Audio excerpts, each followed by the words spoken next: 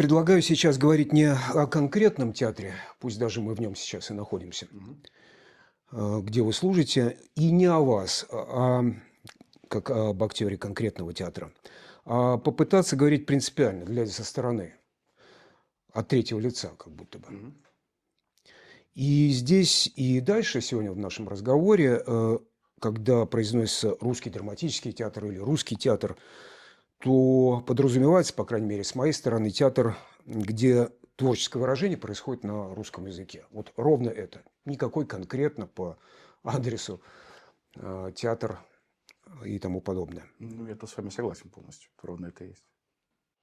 Почему литовский актер играет в спектаклях, задуманных, созданных и идущих на русском языке? Во-первых, это мой родной язык. Когда-то я себе задавал вопрос, какую культуру я несу. И, наверное, этого выбрать я не могу. Это вот есть какие-то коды, заложенные в языке именно. Вот я лучше знаю биографию Пушкина, чем, допустим, чем Шкемы.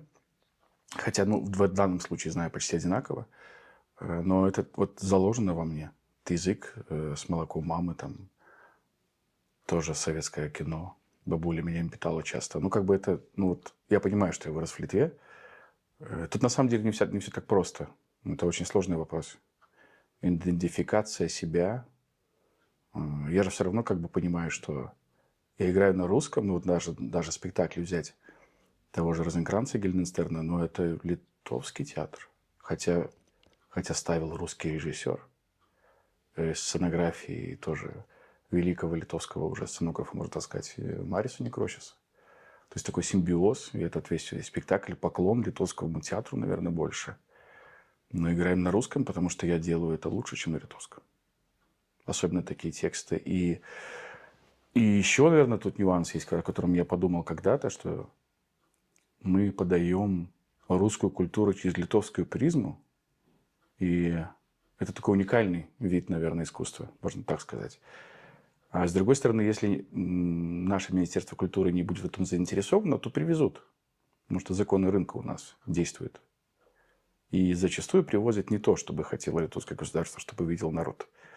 Ну, то есть тут такая очень сложная ситуация, с одной стороны.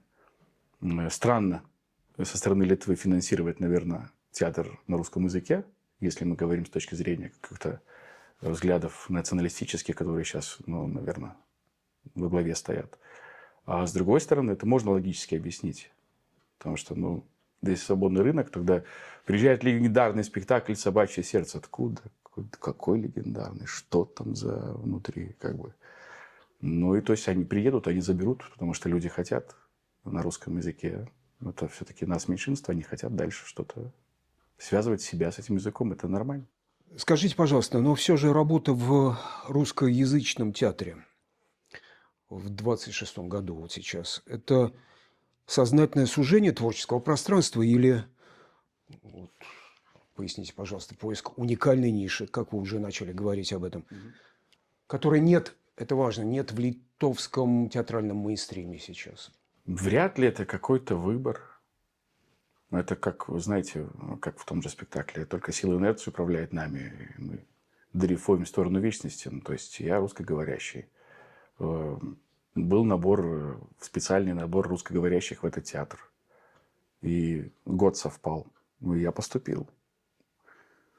Сразу в театр не пошел, потому что я узнал, что такое государственная машина, и что здесь очень редко можно создать что-то хорошее. Создали свой театр. Я говорил на литовском, играл на литовском, до сих пор играю на литовском. Некоторые спектакли в других театрах, и здесь тоже. У нас появились постановки на литовском.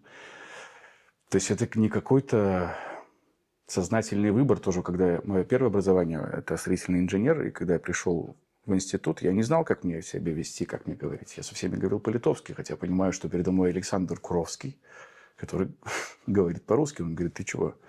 Давай по-русски говори. Зачем? Ну, как, почему ты, ну, зачем ты со мной на литовском говоришь? Это странная ситуация, она неоднозначная, она не так просто это решить. Мне трудно отказаться теперь. Тогда было легче отказаться от языка русского. Я не понимал этого. Сейчас это невозможно. Я читаю на русском, я читаю великую литературу на родном языке, я читаю литовскую литературу на родном языке. Я хотел бы еще читать и Флабера на родном языке. То есть это преимущество. Для меня, как человек, знание языка – это преимущество. Или вы стареете? Я старею, безусловно. Это тоже. Ну, я как бы, знаете, был такой... Это так, вот так сложилось. Так сложилось. Я бы сейчас хотел бы играть в Литовском театре, если бы меня спросили. Да, наверное, я бы в состоянии, которое находится театр, я хочу уйти уже, наверное, год. Но мне стыдно за то, что происходит здесь. Но театра, в который бы я бы мог пойти, где я был бы нужен, я не вижу. Как бы, ну, кому нужен с акцентом человек? Да, и вот я в национальный бы не пошел, потому что сам бы не пошел, потому что меня репертуар абсолютно не устраивает. И это не про театр. Единственный театр, молодежный театр, я бы туда пошел, но это мне нужен. Ну, как бы такая вот... Актеров много выпускают. Хотел бы поговорить немного о статусе русского языка, нынешнем статусе, на театральной сцене. Мгм. Совершенно в конкретном таком пузыре или периметре. Это может быть сейчас нейтральный инструмент творческого выражения? Или сам факт звучания уже русской речи сегодня воспринимается, по крайней мере, какой-то частью общества, как политическое высказывание? Вы знаете, наше руководство нас заставляет думать, что само звучание русского языка с этой сцены – это как бы это очень плохо. И действительно, есть часть общества настроена очень так нацелист, ну, таких взглядов, которые так и думают, так и считают. Но мне повезло, я работаю еще в ресторане и в винной. Я встречаю людей, которые говорят: слушайте, что с вами там происходит? Зачем вас так... Вы же наши. Говорите на русском, ну, там прекрасные актеры, уникальная труппа, классные спектакли, есть титры. Я думаю, это все-таки зависит от образования человека, от его культуры. Если тебе язык – это террористическое высказывание, то твоя позиция основана изначально на ненависти, которая имеет, наверное, право быть, но я, как человек культуры, не могу ее поддерживать. К сожалению, на ненависти, как у Марцинкевича есть, там немножко другое, но то же самое. А непаситикеймус статей вальстибя саво паматас нетас. На недоверии строишь свое государство. Не тот фундамент. Скажите, пожалуйста, профессиональный успех или талант вот в творческой, прежде всего, театральной сфере оценивается, по вашим впечатлениям, через, опять же, вот призму языка, творческого продукта и исполнения этого творческого продукта? Существует ли для вас, как для творческого человека, риск стать заложником одной вот этой вот лингвистической среды? Все-таки. Ну, я уже заложник, с одной стороны. А с другой стороны, если бы я не был заложником, я бы не поработал с Бутусовым. И мы бы не съездили в Париж и не сыграли бы 9 раз подряд спектакль. А это для актера это огромный успех. То есть приехать из Вильнюса в Париж, сыграть спектакли при полных залах не для русскоязычных, а для парижан, которые читают титры. Я выхожу на монолог и понимаю, они читают титры. Это круто. С другой стороны, я снялся, хоть и в маленькой роли в этом году, Звягинцева.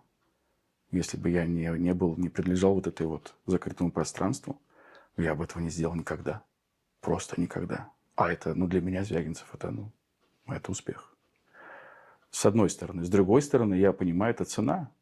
Здесь я, не совсем полностью легитимен. Как говорит наш руководитель, мы здесь гетто. Живем как гетто.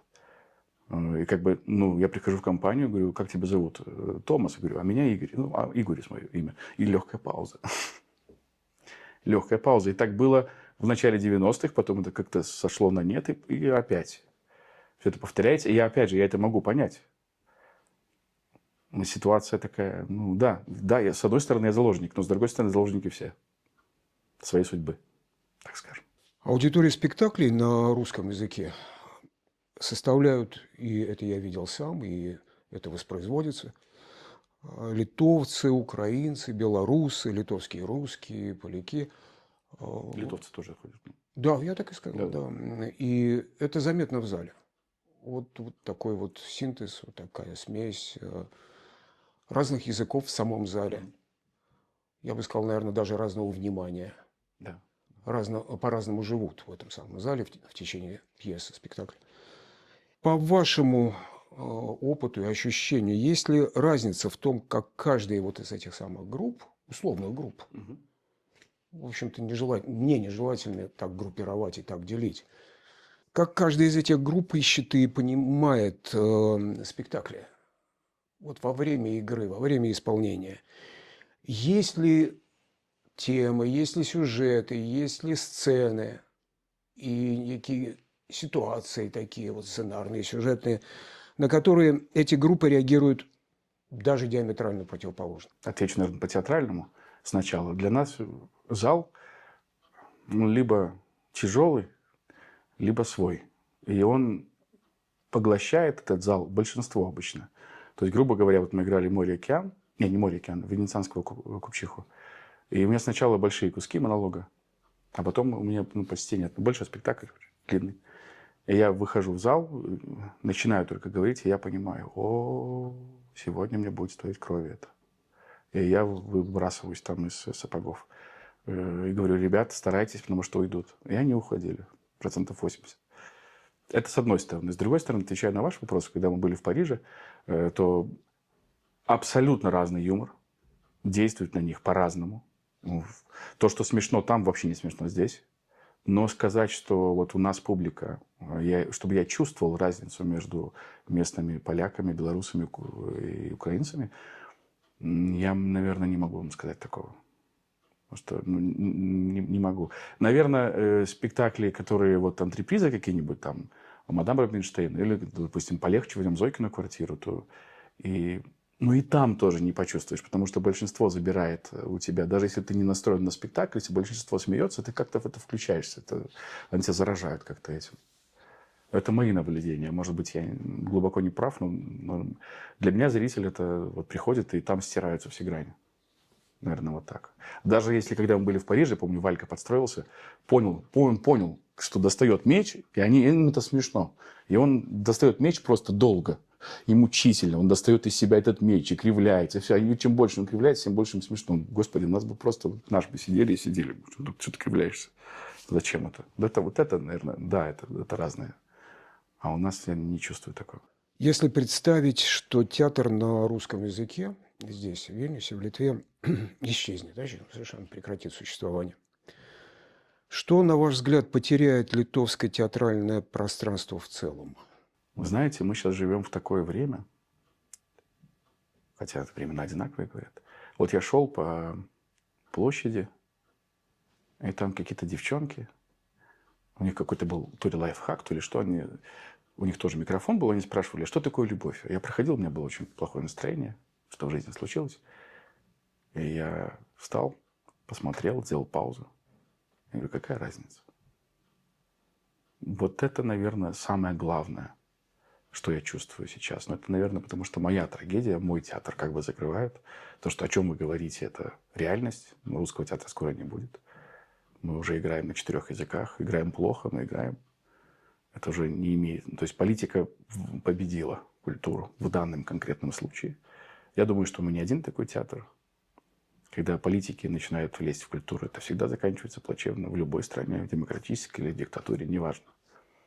То есть мы живем в этой реальности, что нашего театра не будет, и мы как будто... Потому что русский просто зал сейчас собирает еще полный зал, и поэтому за счет них мы существуем. Как бы литовские поменьше, и польские спектакли, украинские вообще не собирают залы. То есть мы играем там 7 зрителям, 20 зрителям и так далее. Может быть, привыкнут и соберем потом. Такая цена начала, может быть. Но, естественно, я на польском и на украинском, я его не знаю, не выучу. И играть на нем. Я уже играю на 2 языках, по-моему, это много. Это, это тоже сложно. Вот. И то есть эта реальность будет, и она неизбежна. И, будем искать себе место какое-то. Ничего не изменится.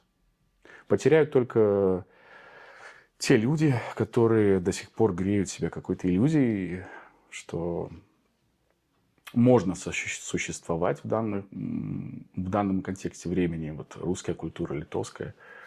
Нами управляют политики, и они нам не дадут существовать. Они нас рассоят все-таки окончательно. Я имел в виду нечто другое, может быть, просто другое измерение. Ни в коем случае оно не противоречит тому, что вы говорите, вот, вашему, так сказать, срезу, что ли. Есть ли сейчас уже в современной традиции русскоязычного театра здесь, в Литве, нечто такое, и в его практике тоже, в исполнении, нечто такое, эмоциональные частоты, знаете ли, и интеллектуальные отличия, которых нет в национальном литовском театре, в европейских театральных школах? Это я понял. Другая органика.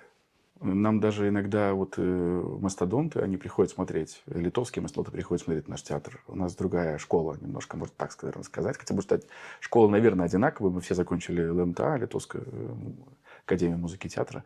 Но все-таки передается этот опыт мастодонтов, который был, того же Ефремова, Мурашова, Эдуарда Васильевича. И как бы у нас есть люди, ну, допустим, тот же Валентин Киреев, который очень редко играет, он играет.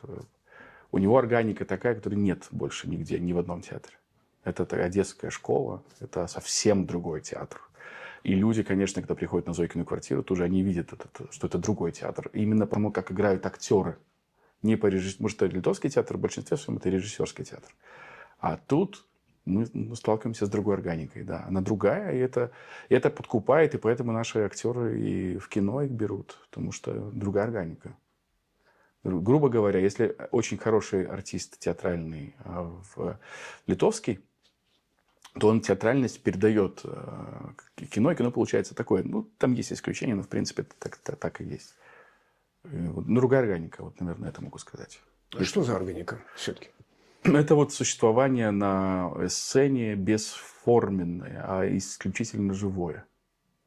Не прикрытый ничем. Я бы сказал, не сценографическое. Наверное, да, вот не сценографический. Он просто голый человек, и он со своей вот этой энергетикой очень интересный. Не своей какой-то фрикностью, какой-то, а вот он просто человек, и он горит. И это интересно. И это странно, потому что мы живем во время, которое... Да, это странно, правда. Ну, я оправдываю лозунг нашего театра. Старый театр – иной театр. Он иной, это правда. Все же хотелось бы немножко глубже о качественном разрыве. Каковы главные отличия литовского русскоязычного театра от того, что происходит на театральных сценах Москвы или Петербурга? Это вопрос только цензуры или все же уже глубокого эстетического и смыслового расхождения? Мне кажется, и то, и это. Когда мы везли елку Ивановых в Петербург, это был шок для них. Какой это год? Это 12 лет назад, или 11. То есть, серьезно, другие времена эти. Да. Для них это был шок по качеству. Как можно так хорошо поставить Веденского? Для них это был шок, и это был такой... Вообще наш театр котировался всегда в России высоко почему-то.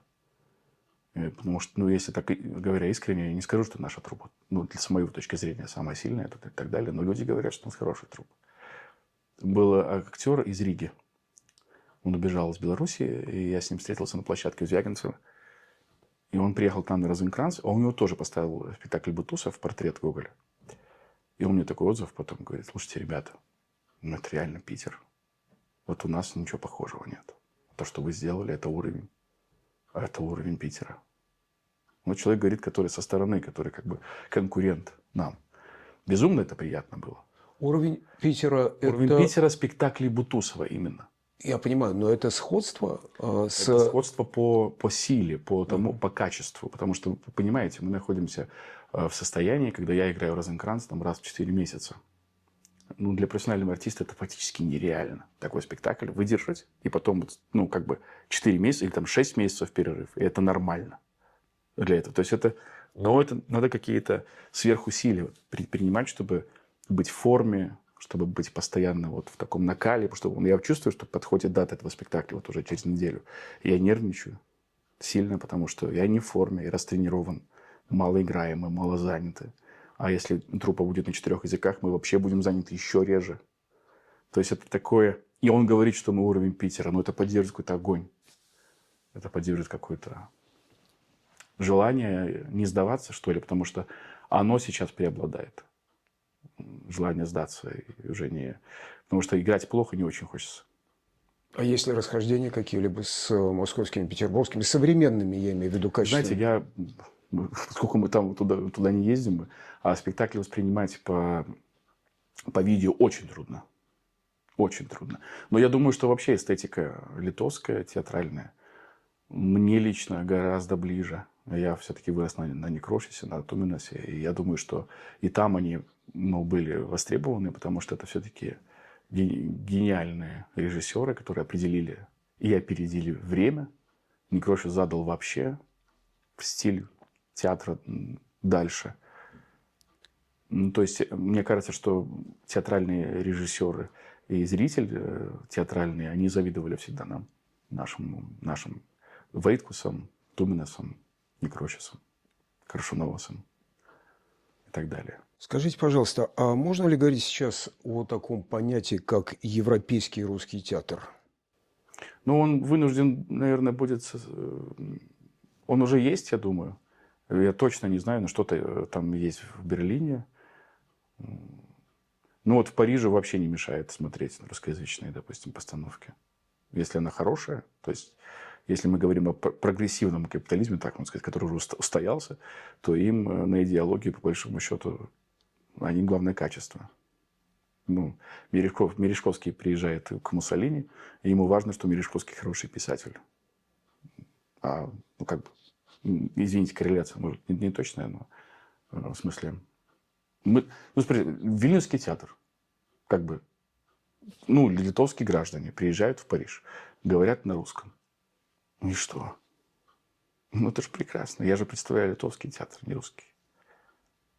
Но у нас про это в газетах, к сожалению, ни одной статьи. Потому что мы другие немножко говорим на русском языке. Это печально.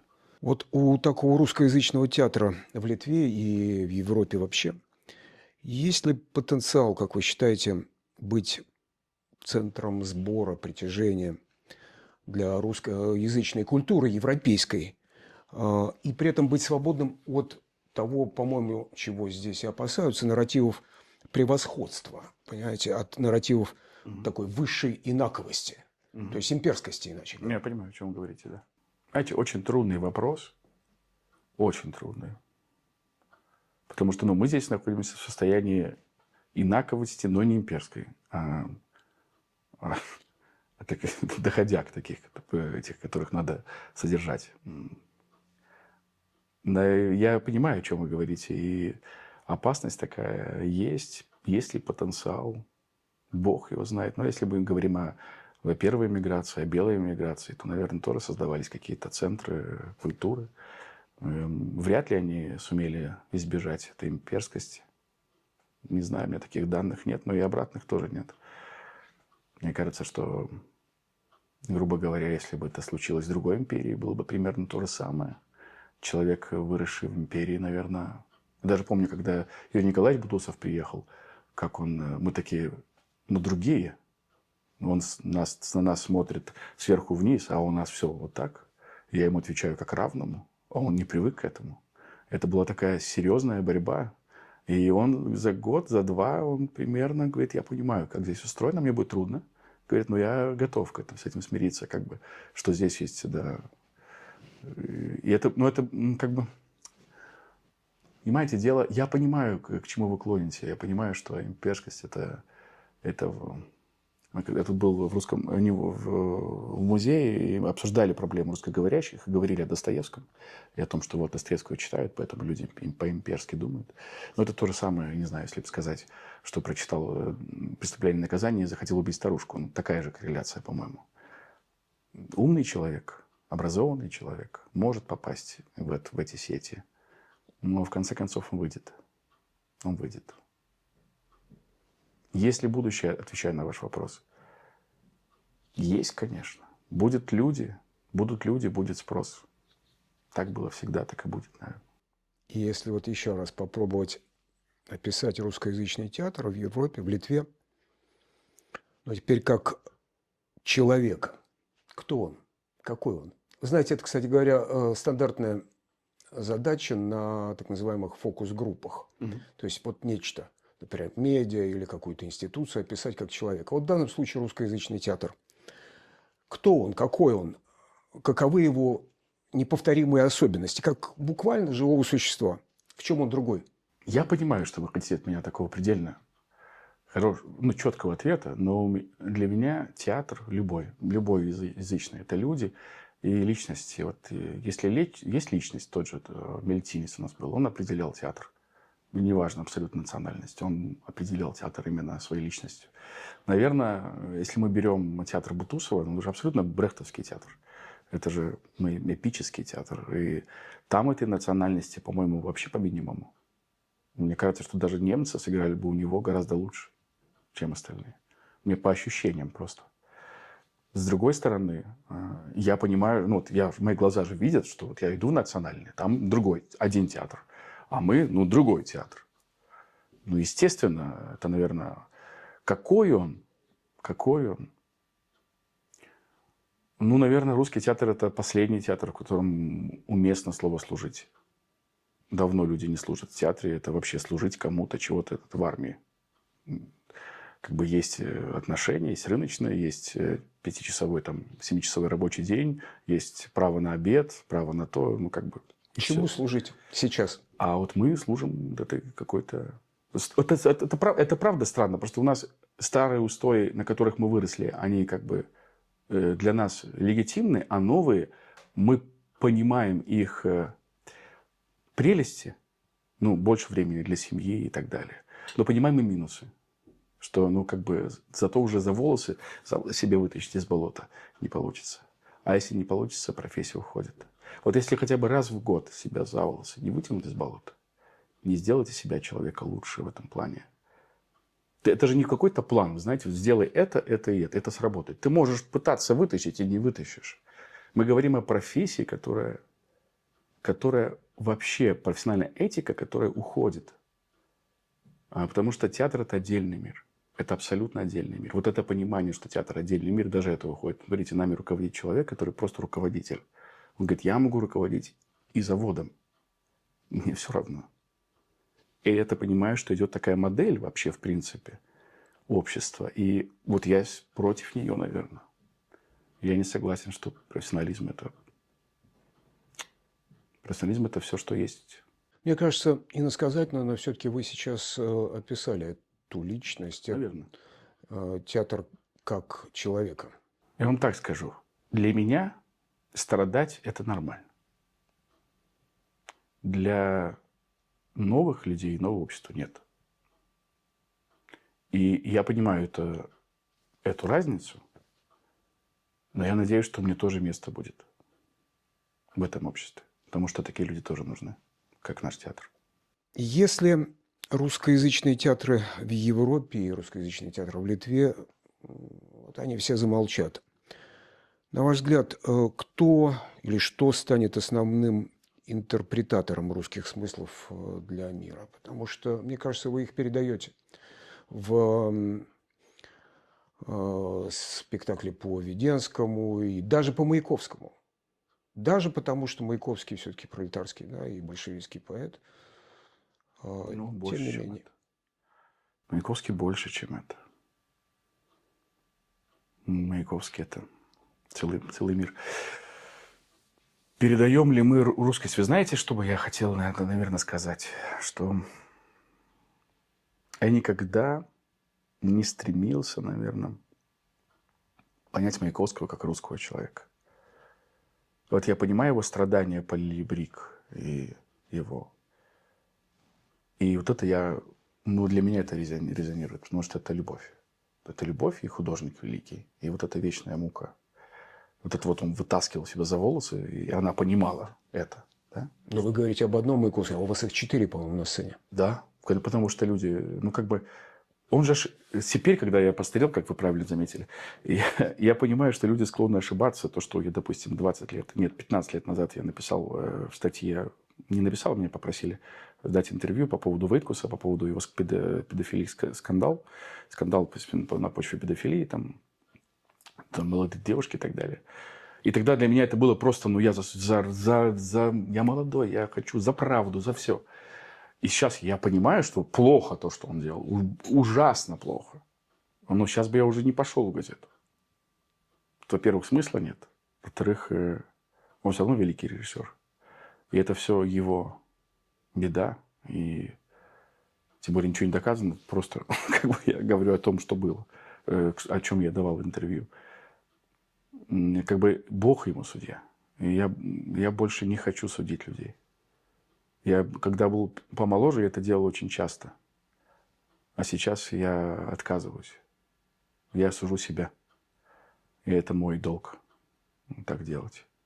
И сказать вам, русская это мысль или литовская мысль, не знаю. Я думаю, что главная задача и моя, это, и вообще театра, почувствовать этот вот текст, который идет над текстом, где есть Вергилий, и этот Вергилий говорит на одном языке с Гоголем, Гоголь на одном языке с Флабером, Флабер на одном языке с тем же Толстым, а Толстой передает привет Гюго.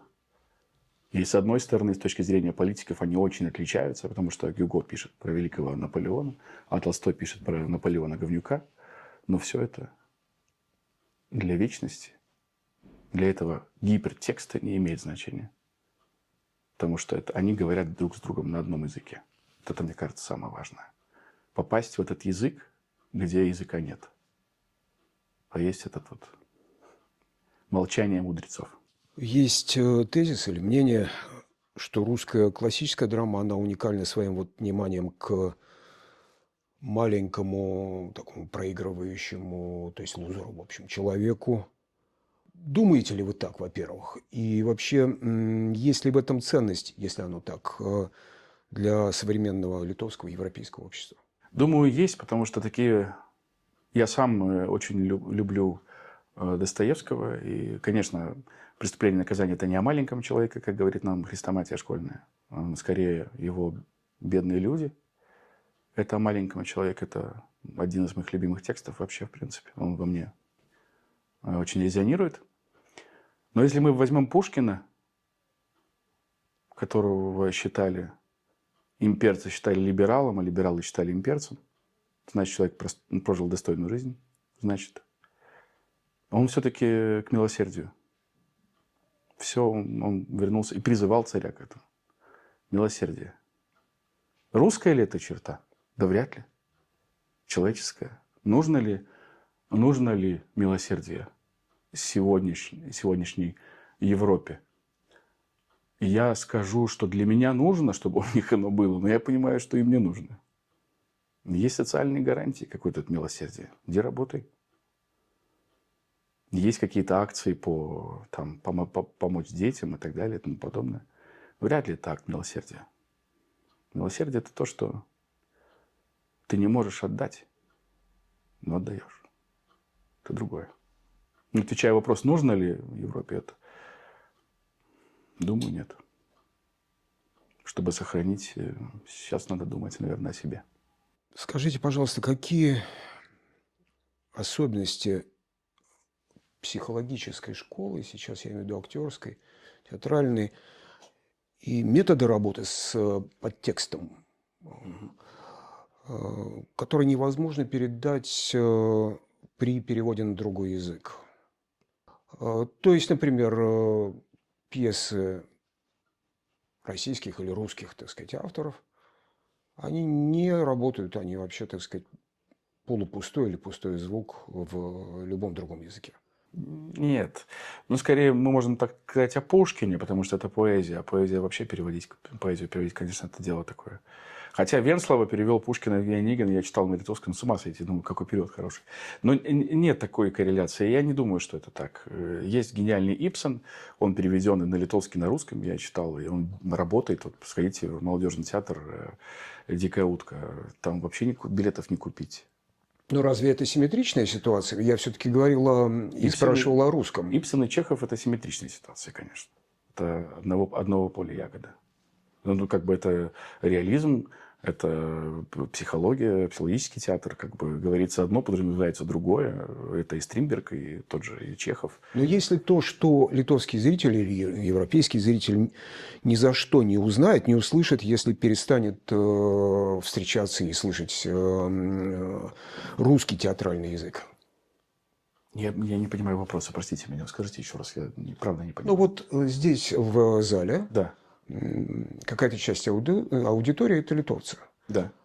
Если их отключить от произведений на русском языке, что они потеряют конкретно? Вы знаете, тут вопрос и ответ, наверное, и ничего, и все. Ну, наверное, можешь найти какие-то аналоги. Ну, Ницше, допустим, без Достоевского не смог. Так-то так. Камю не смог без Достоевского. Ну, наверное, сейчас, возьми вместо Достоевского Камю, пожалуйста, тоже будет очень хорошо. Как бы можно обойтись вообще даже без туалетов. Как бы человек привыкает ко всему. Что теряет конкретно? Ну, вот мы проходим историю какую-нибудь.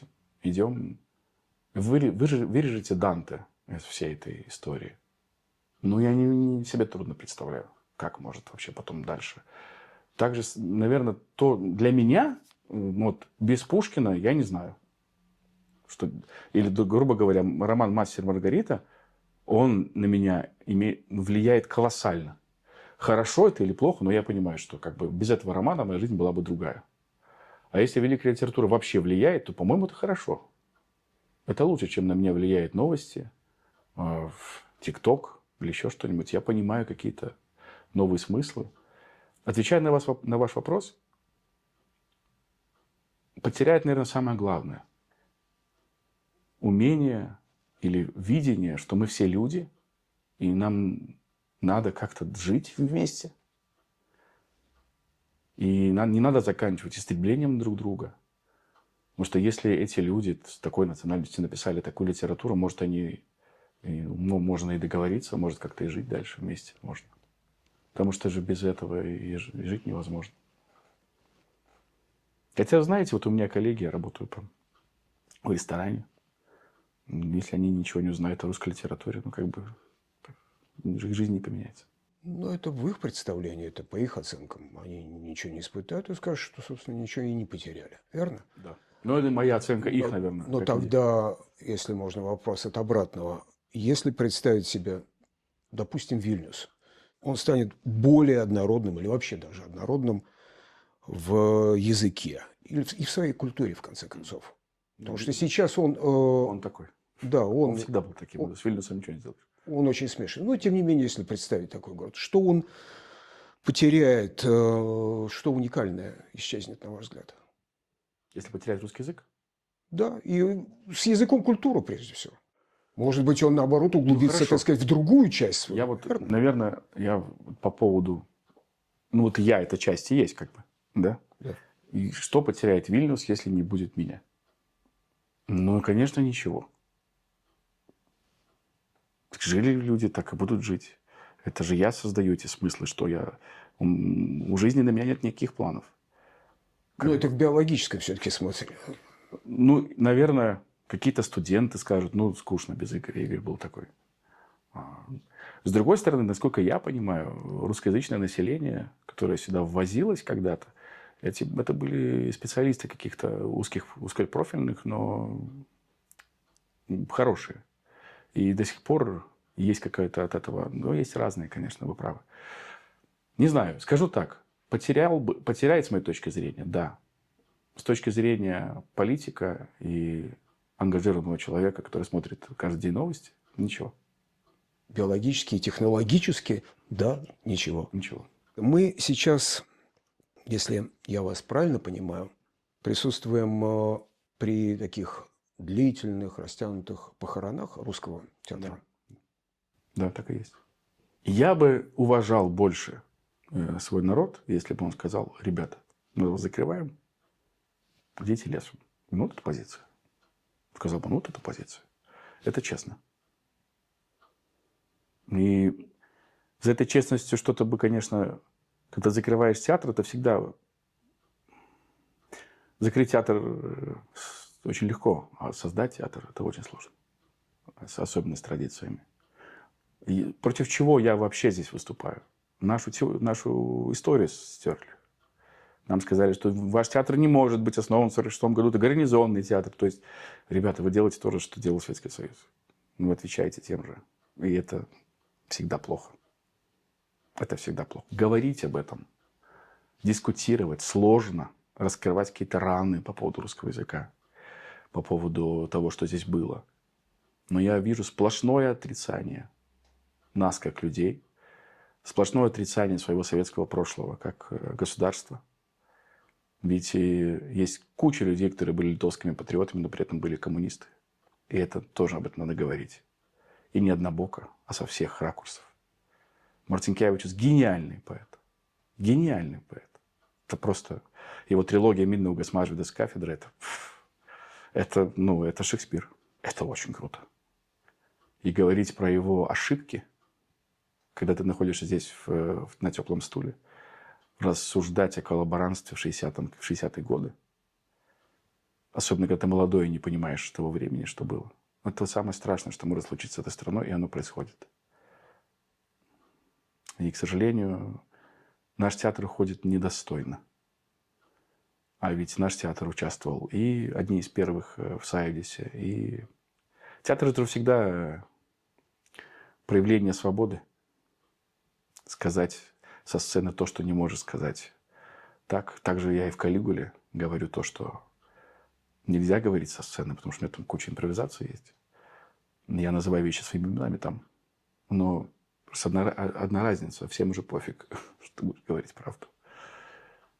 К сожалению. Сложная ситуация очень у нас, я думаю. Она не такая однозначная. Я кучу раз призывал к дискуссии. Говорю, давайте говорить, это большая проблема. Русскоязычные Литвы – это большая проблема.